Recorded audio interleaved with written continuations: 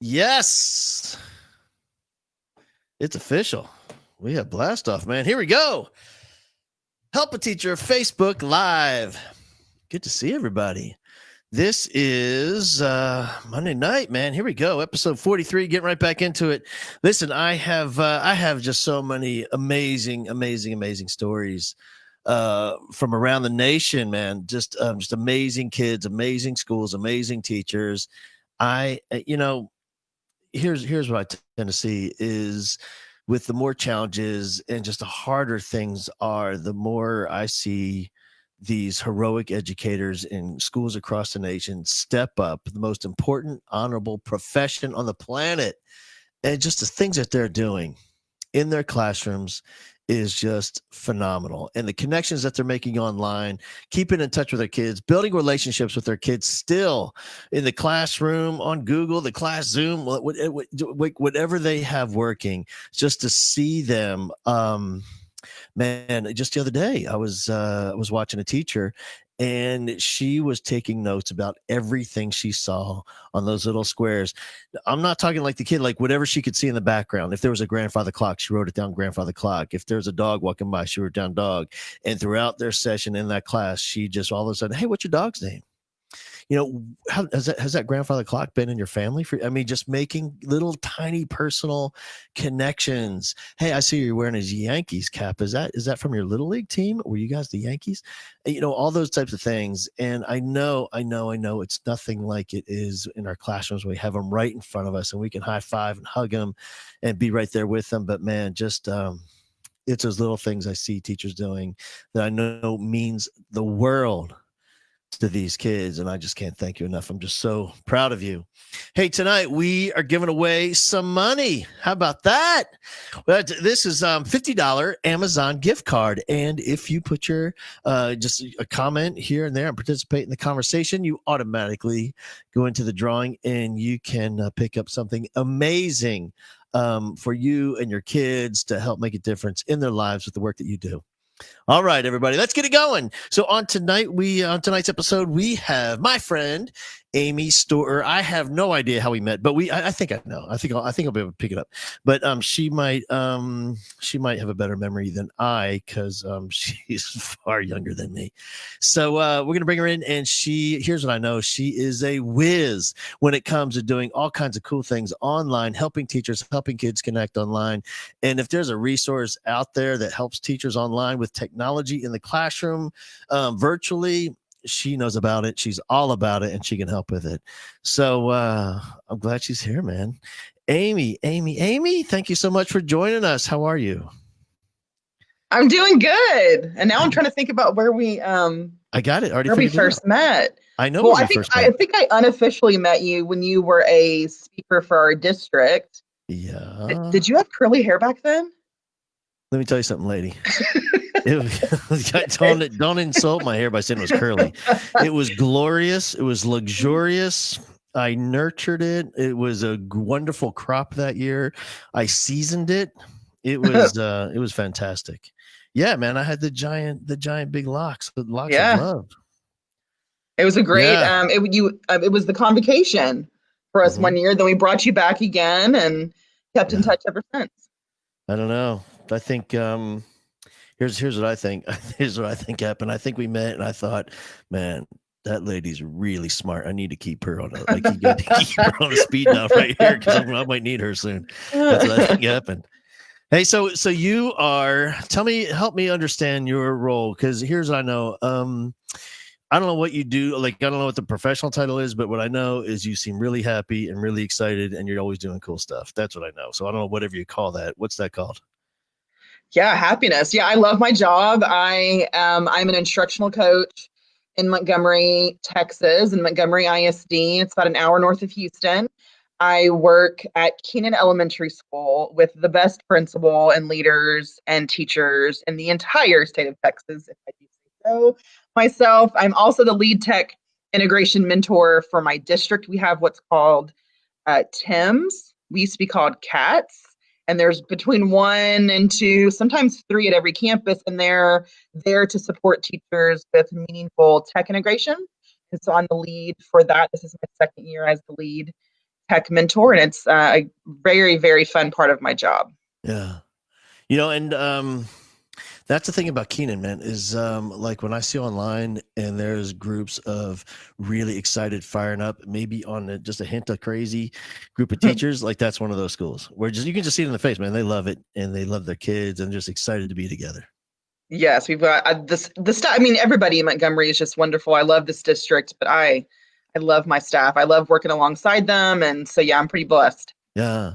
All right. So you are one of those folks that anytime that there's a technology conference happening, you are either in the front row or you are speaking at it. And so, of all that technology stuff that's happening right now that you're using with your teachers and their kids and helping with instruction and learning and keeping in touch and connecting, tell me some of your favorites. Like what are you loving right now? Oh man, and then you bringing up conferences. That is the one that not well, that's one of many things that I've missed during all of this is not getting to go to these conferences because that's where I see a lot of people that I only know on Twitter or sometimes Facebook. So I miss that greatly. And I do love to present. Some of my favorites. Oh, I'm just going to list a few of them. Buncee is my absolute favorite creation tool in the entire world. Buncee. Was spelled it wrong. And then let's see. I love Wakelet. Wakelet is just one of those tools that you can use for anything. I hope to share a little bit about it later and how we use it at Summer PD. So Wakelet, and then I know you and I talked about this already. I just started using Canva to make really cool graphics. That's been a fun one to use. And then Flipgrid Yep. and Flowcabulary, just a few of my favorite things. Yeah. Hey, by the way, about the conference thing, you and me both. Listen, like that's my whole world, man. That's my life. I know so many people who that's their Right. job is them traveling and presenting. And Yeah. my heart has hurt for them since this started in March. So I I mean, get it. it's Yeah. not even just me. You know what it is? I think people forget about the downline of all that goes into. I mean, there's catering, there's travel people, Hmm. there's a gear people that rent audio and video, there's people that set up chairs and custodial staff. I mean, it's everyone. It's Yeah. mind boggling. I think we just think about it from my perspective as a performer or your perspective as attendee and also a speaker but man, it's just, I mean, it's the impact is exponential. And you know what about I love about this conference is listen, I love going and I love speaking and I love performing and I also love learning and sitting in those things.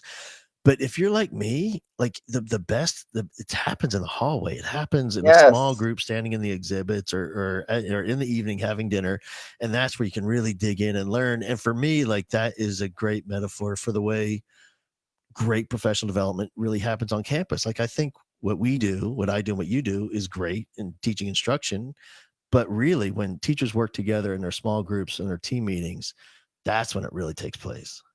That's so true. And it took me so long to realize that because I would just go to conferences and I would make sure I was in a session every 30 minutes on the hour. I was going to be in a seat listening and soaking it up. And then it took a few years and I realized those conversations in the hallway are just as impactful as a session with the presenter, which are also, in my opinion, very impactful as well.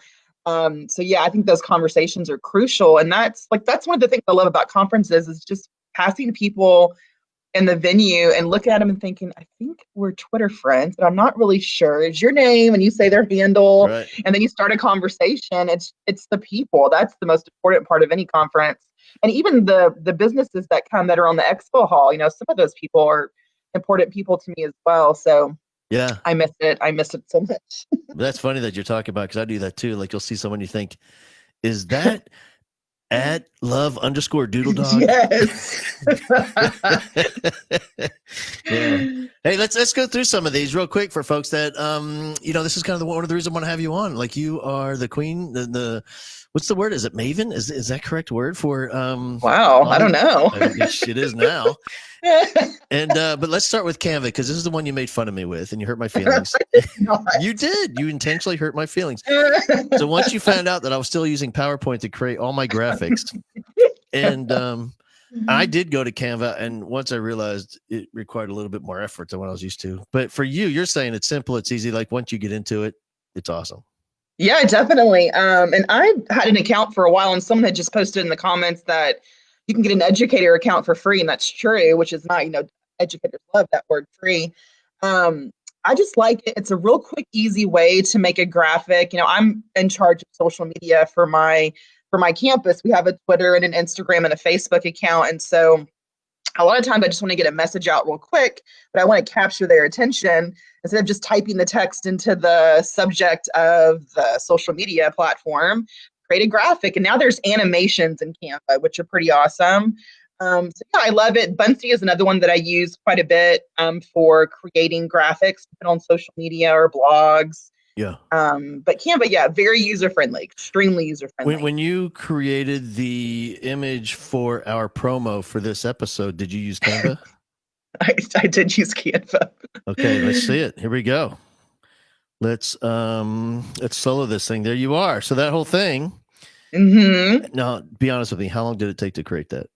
Oh, like I didn't even make the template. Like I just went in there and searched, looking up those specific dimensions and found one that I liked, and then used a website called Remove BG to take the picture of me, but remove the background so it looks like I'm floating on Yeah. the graphic. And yeah, it was as soon as we got the dimensions, I made it and sent it to you. So it was pretty quick.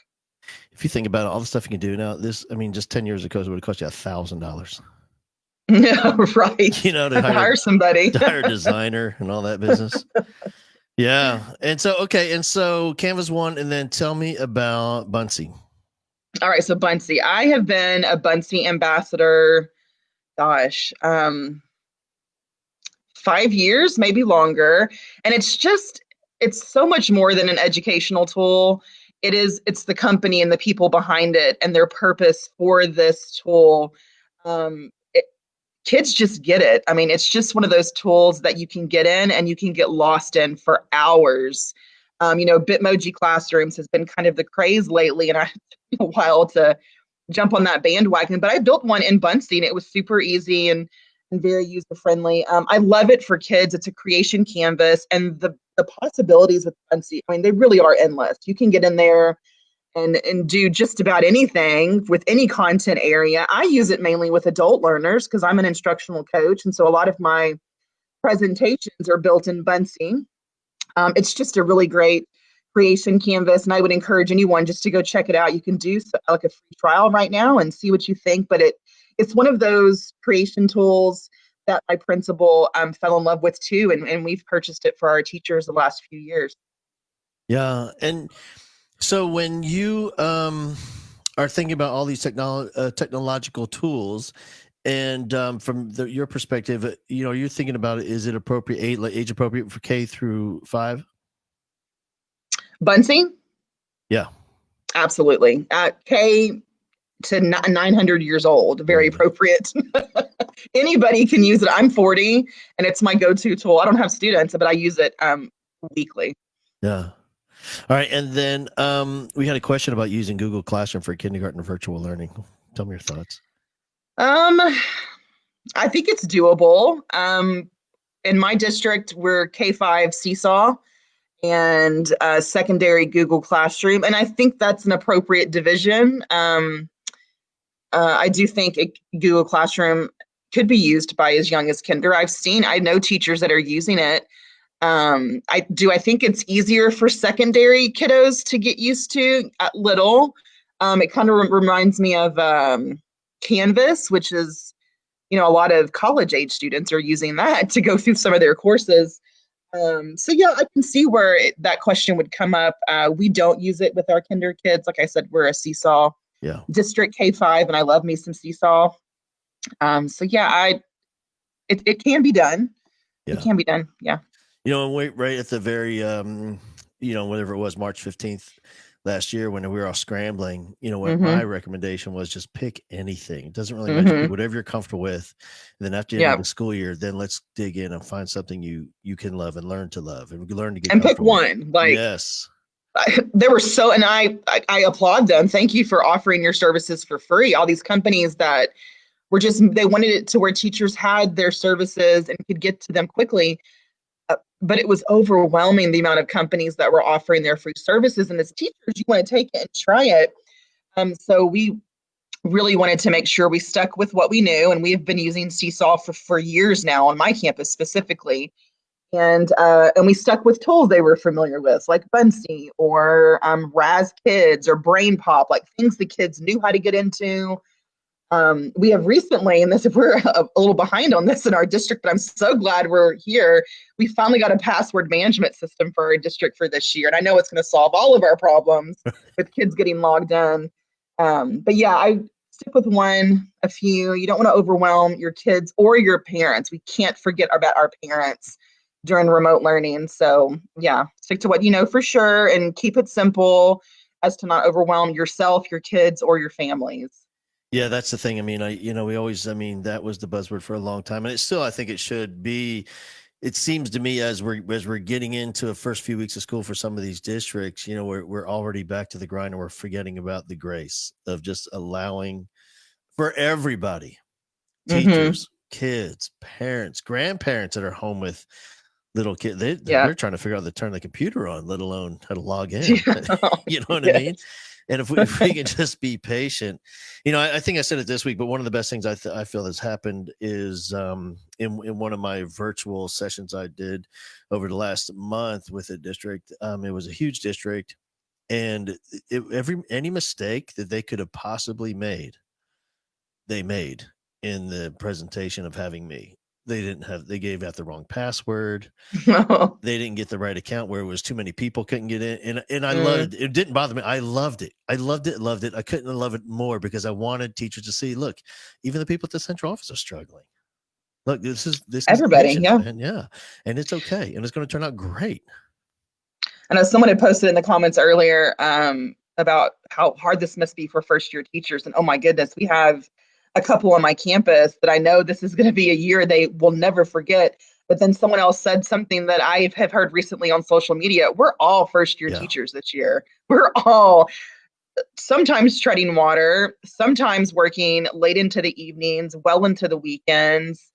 I wish our communities could see, like, take a peek behind that curtain of what teachers do above and beyond contract hours, especially this year, just to make this unideal situation as close to ideal as they can. And I'm speaking about my teachers specifically, the amount of work and love and stress that they're putting into this just to make it the best learning experience they can for their kids. It's just something to be applauded. And I know it's teachers across America and Yeah. everywhere that are dealing with this. We're just doing the best we can. And I'm pretty proud of the best that I've seen on my campus and in my district. You know what I really wish? I wish I thought of it earlier, but we were all caught up in it. Is this would have been a great time just to pick an elementary, just one, they have passionate, great teachers, and do a documentary. And so Yeah, people could right. see what it looks like. And Yeah. the sheer chaos, it's the beautiful chaos of it all, of people, the Mm-hmm. hecticness and feeling frantic and somehow pulling this whole thing together at the end because you love them so much and you really want to help Yeah. and you really want to teach, you want to make a difference. And the beautiful thing that happens at the end, I think it would have been riveting for people to see just Mm-hmm. the stress, but to see those people, like, it's worth it. Like, they stay up all night for a reason, man. There were, I mean, we're never in a million years would I have thought back in March that we would be where we are today. Never even saw it coming. Yeah. And we are working harder than we've ever worked as educators, just because this is not the norm. And we were not taught how to do any of this when we were going through school.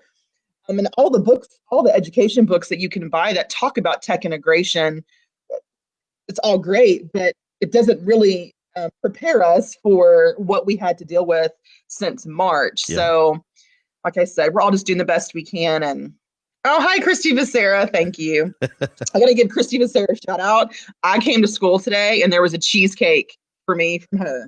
A cheesecake Yeah. right there. I can't wait to eat it. Nothing speaks love like a cheesecake. Right. Yeah, I think it back my technology class. I don't know. It wasn't called technology. I forget what it's called back in 1987.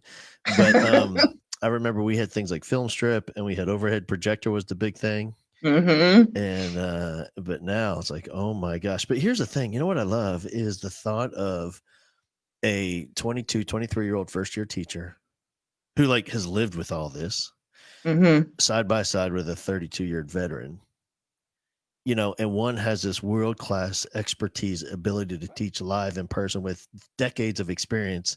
And then there's this, you know, first year teacher with all kinds of technological experience and comfort. And to see them work together, I've seen Mm-hmm. so many examples of that. It's been awesome to watch. Yeah, this phrase now more than ever, I mean, we're better together. There's so much that we can learn from each other. The best PD is the classroom down the hallway. You know, it's getting to visit with teachers, whether it's your grade level or not, and getting to see them in action. That really does support you. And so, yeah, you can see now how important that is in education, Yeah. working together. Yep. And the other thing that's been inspiring is, you know, like in every other profession, during a time like this, it would have been a rush to get out and to retire and be Mm-hmm. done. But man, there's been so many examples of 30, 40, 50-year veteran teachers that had resigned and then pulled their resignation letter back and said, never mind, I Mm-hmm. can't leave. Going Yeah. in knowing it's going to be mostly virtual, going in knowing it's going to be extremely uncomfortable. They have no idea they're going to do it, but they know they can't leave right now. Like, how Yeah. inspiring is that, man? Yeah. Educators, they're just magical unicorns, all of them, Yeah. especially kindergarten teachers. Those are some magical unicorns. Hey, man, yeah, just so you know, before we move on from Bunsey, I can't tell you how many times I see the word Bunsey. And of course, for being in Texas, you know what I think about. Bucky's. Yes. Can't help myself. That's funny. I know. And then, hey, I got to say one thing I have no idea about is Wakelet. Wow. Oh my goodness. So Wakelet came about, gosh, it hasn't been around very long. I don't know, a year, 2 years maybe. And it's a curation tool. And we use it in our district. It houses all the frequently visited sites for our kids and families to get to and teachers too. We have an elementary and a secondary one. It's an absolutely free tool, by the way, free. It's got built-in immersive reader, which is a Microsoft tool, so it reads text aloud to anyone in all kinds of languages. Um, but during summer, you know, when we usually do our summer PD for teachers to earn hours, we couldn't do that this summer. We had to get creative and think of how are we going to get professional learning opportunities to our teachers so they can earn hours and continue to grow as an educator. And so we built an entire summer virtual professional learning um, listing or resource for teachers to go. And it was on a Wakelet and it would have like a link to a video to watch and then, you know, some sort of reflection, like one or two questions. And so we built this so teachers could go to it during the summer. And I think the last time I checked, the amount of sessions that were attended and taken this summer very much surpassed any summer in-person PD. And I think the key thing to this was it was on their own time. They didn't have to go and spend a day on a specific day and time in a building in our district. They were able to pick and choose the days they wanted to attend, and there was quite a big listing, so they had lots of things to choose from. But I think they appreciated that, and we're keeping it open. We're not going to close it, so Yeah. it's open now. We just renamed it MISD Professional Learning because it's something teachers really did love because, like I said, it honored their time, their summer, and let's be honest. When we started remote learning in March, our teachers earned their PD hours from March until June. Like that's it, they earned it. So seeing the amount of teachers that still spent their summer continuing to learn was pretty awesome to see. Yeah. You know, man, going into this with doing tons of virtual stuff on PD. First of all, let me say on Zoom, PD on Zoom let me just say that obviously I love the live event. I love when we can create that synergistic emotion of everybody sharing the same feeling in the same room at the same moment. There's something powerful about that.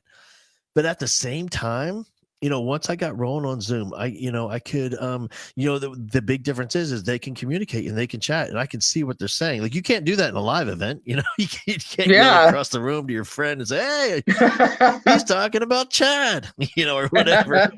But I can see and it changes everything. And it's a really, if someone told me it was going to be great, I would have said there's no way. But it really turned out pretty awesome. Yeah, it hasn't been that. If there's any Texas teachers watching right now, the Reading Academy is a big initiative because of House Bill 3. And so myself and three other coaches became cohort leaders this summer and went through the entire training all through Zoom, 3 days, full days, all through Zoom. And we really thought, oh my gosh, this is going to be a lot of sitting. It was one of the best professional developments that I've ever attended, and it was all through Zoom. Yeah. I think it's the way you use it. It had to have been the paid version, that came with polls and the breakout rooms and things like that. And it was just, I really thoroughly enjoyed those 3 days. It's here's the biggest difference. Let me tell you something funny is I've done lots with teachers, with veteran teachers. And they have their own lives going on. They have things happen. They have their kids at home. And Yeah. there's a lady cooking spaghetti. And there's another one in the drive-thru getting, a hamburger for the dog. I mean, there's all kinds of stuff going on. But when I did two of these new teacher ones, I mean, they had the lighting right. You could tell they're sitting in front of the window. I got my ring light right now. Right. It was the best money I spent. They were dressed appropriately, the whole bit, man. And it was just funny. The difference. It's just like going back to school for, it was a couple of weeks for PD in person where, there's, t-shirts and flip flops but then the new teacher shows up in a suit. Yeah. Yeah. So tell me, as you guys, your kids come back in Montgomery on what day? So kinder and pre-K have been back. Oh, it's so great to have them in the building. Teachers have been back since school started, and they're doing their remote teaching here in their classes, which is, I've seen both sides of this. Some just feeling safer at home. But like for me, being here at school, which is where I'm at right now, it's just the Wi-Fi is better than it is at my house. I live in the country right now. So especially at 7:30 at night, my Wi-Fi is like, nope, had enough. So we've been back, and it's been really great and nice to be with my teachers and having the kinder and pre-K kiddos here. Today, sixth graders and freshmen went back. So we're doing it like in phases. And then for families that chose face-to-face, we start a week from tomorrow. So after Labor Day, if they chose face-to-face, they will come next Tuesday. And then we still, of course, are offering remote learning. Yeah. Do you know your percentages of kids in the district that opted for remote learning? Gosh, I want to say MISD just posted this, or maybe it was a board member. And I if I'm quoting this wrong, I apologize, but I want to say it was like in like the 90%, 88, 89. It's a high number. Yeah, that want to come back. Yep. Yeah. It's been a while. I mean, the most remote districts that you would think everybody would come back. I've seen like 60% coming back. And then I've also seen schools that are highly densely populated areas. You think, wow, this, people might be really nervous. Then it's really, you just don't know. It's just fast. I think it's kind of like in that town, what the rumor mill is and what kind of education there's been given in terms of, how safe it's going to be back at school. And I think those districts that communicated the most effectively about how they're going to bring teachers back, how they're going to bring kids back, what it's going to look like, so parents can see it in their mind's eye. Yeah. They have a clear vision of it, and they can put their kid in that picture. It seems to me that they feel more comfortable. And it's really hard to compare what we're doing now compared to spring remote learning. And like I call it, spring remote learning was crisis learning. We were told the Wednesday before our spring break, hey, the school's going to close for 2 days so we can do a deep cleaning. And then we found out over spring break we weren't coming back. And so none of us even knew that we should have said goodbye to each other or hugged our kids one last time. And so we were thrown into that, literally thrown into it. And so what we're doing now is very different than it was in the spring remote learning. In the spring remote learning, our teachers rocked it. They really did. For what the hand they were dealt, rocked it. But it does look different now because we were prepared for this. We had time to prepare for it. But yeah. And I just saw Ashley Nicole. Yes, I was her student teacher. Oh my gosh, how long ago was that? She's now a teacher in Monroe, maybe? Mate, you were her student teacher? I think you got it. No. Yes, what does that mean, Hal Bowman? Yes, I was her student teacher. No, I was her mentor. There you go. You knew what I was saying. Yeah. That is, man, talking about a bastard. But that's the thing, man, with kids and teaching. Like, there's one right there. Like, you have no idea. There, and that's the exponential impact of education. Like, the kids that you have in a classroom, you just never know like what they're going to go on and do, and then they become teachers, and they impact more kids, and their kids become teachers. Man, I mean, the math of the impact is staggering. Definitely.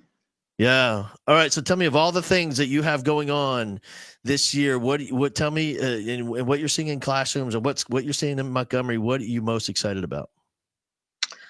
Well, I'm excited for kids to safely come back to our building for sure, more kids. And I just, I think what all of this did, oh my goodness, hold on, move my computer. One of the things that this has really done for so many educators is shown the power of when we use tech for good, how it can impact a child and a family. And so I think that's going to carry over into face to face, where they're still going to use some of these tools. But it also showed the importance of starting with the learning first. What's the learning objective? Now, what's a tool that we could use to amplify or elevate that versus starting with the tech and then following with the learning. So I do think you're going to see a lot of educators still continue to embrace meaningful technology integration, even when our kids are back. And I saw in the comments, there's some that have been back face to face for some time now. So yeah, I'm excited to be a witness to that as the school year gets kind of up and running. Yeah, that's the fuel, man. Like, that's the beautiful part of teaching, is the one thing that drives educators is the feeling that the evidence that they've made a difference. And I think for instructional coaches and administrators and anybody in support positions, and even each other, people on your own team, like, that's the one thing I hope we can do a great job at, is providing educators with the evidence that it's working. Look, this kid's life is being changed right now. I can see it. And here, in our classrooms, we get so caught up in the emotion of it all and the story of it all. We're in there every day. And because there's such incremental change, it's hard to see it. But for people outside the classroom, it's so obvious. It's so clear, the magical moments that are happening. And I just really hope that principals and assistant principals and counselors and mentor teachers and instructional coaches really can take the time to point those moments out for teachers so they can clearly see what's awesome and what's happening for kids. That's a really great point, because, like, my goodness, they've done such great things. Yeah. Like, above and beyond since March leading up to now. And this reminds me of another story of a parent emailed a teacher on my campus and just shared the kindest words about a seesaw activity that her and her team had created. And it just makes your day when someone reaches out and just affirms that what you're doing matters. And so, a kind word can go a long way, whether it's from your teacher down the hallway or your admin or a parent or a family member. So I know that was important to her, definitely. So. And then the other thing for me, man, is watching teachers and even folks like you, helping them and guiding them through the technology and the shift, is watching people work so hard and thinking about, okay, here's how we're going to do this, and really getting comfortable with how we're going to do it. Well, for me, a lot of times that how becomes so encompassing, they tend to lose track of what we really want for our kids and why we're doing it. Yeah. And now we got some of the how figured out, and at least we can turn the thing on and get kids on the screen. And we have enough now where we can go and we can teach and we can learn. But now I think it's also important to just take a moment each day and partner up with another teacher, one that you love, one that you care about, one you connect with, and they get it, they get you, and you get them, and take a moment and talk about, all right, man, let's talk for a second about why we do this. It sounds hokey. Like, it's hard to have those conversations because we're so used to joking about everything with teaching, and being silly in the workroom. Yeah. But man, this is a time where that is, in my opinion, more important than ever, like forcing yourself into those emotional conversations. You talk about partnerships. I think one thing that when spring remote learning started, and we haven't forgotten it even now, is the partnerships we have with our families, and to make sure that we support them just like we're supporting our teachers I mean, I can honestly say most of what I've been doing since March has been technology related as far as how I'm supporting teachers on my campus and across the district. I'm totally fine with that because it's my jam. But we have to also support our parents and our families too, because even though our district, I mean, our campus had been using Seesaw for 3 years prior, we knew that it would be important to have parent PD, so parent professional learning every week. We started it, maybe it was the end of March, early April, and every Wednesday at 10 a.m., we would do a Zoom. We would record it in case our parents couldn't jump on, and we would have those available each week, and it would be related to their needs. So we would do a Seesaw from a student view, Google Classroom from a student view. We did an open Q&A, just all these things to support them. And we've even talked about continuing it during the school year as well, just having that resource for parents. And they're all on our website right now. Parents can go access that at any time. But I do think that parent piece, that the partnership for families was crucial during spring remote learning. So Yeah. It's another opportunity just to bring this the whole school family together. I mean, we talk about the school family a lot, but there's that component we tend to leave out are the parents of our kids. Like that's an integral part of successful campuses. There's so many facets and so many critical ingredients to that recipe. And we do a great job with so many of them, but sometimes I think an afterthought is connecting and building relationships with the families who are entrusting us with their babies. Yeah. Yeah. All right, man. Thank you so much. Hey, I think you listen, I don't know. I didn't see her. I didn't see your roommate once in the comments. Yeah, where was she? There's a lot of talk happening about her last week and you this week, but I see nothing. Hey. Yeah, do they I wonder, I guess maybe they don't know, but the lady who was on last Monday is my twin sister, Diane. That lady last week was the twin, and I was going to give you another quiz on which twin, but I chose not to because sometimes feeling could hurt. All right, so okay, I'll do one twin question. When you were growing up, if something got broken in the house, typically, which twin did it, Amy or Diane? Diane. There you go. I think that hands down. Hands down, not even close. Yeah, I was the good twin. I'm still a good twin. So what you're saying is that you figured out how not to get caught? No, I didn't say that. All right, fine. Hey, let's give away some money before we hang it up, man. So our $50 gift card, it was just texted to me, and it is the wonderful, the talented, the vivacious Amanda Brinkman. Amanda Strangeland Brinkman. Amanda. Check it out. $50. How about it? So here's all you have to do is message the Help a Teacher Facebook page, and they will get you connected and take care of you. Congratulations, Amanda. How cool is that? Hey, there she is right there. Just commenting right there. Boom. There we go. All right, Amanda. Hey, Amy Storr, thank you so much. I really, really appreciate all you do for your Keenan family and just the community in Montgomery and teachers. It's awesome. I love the work you do, and I love you. Oh, it was really great to be with you. Anytime with you is a great time. Awesome. Thank you so much. Bye-bye.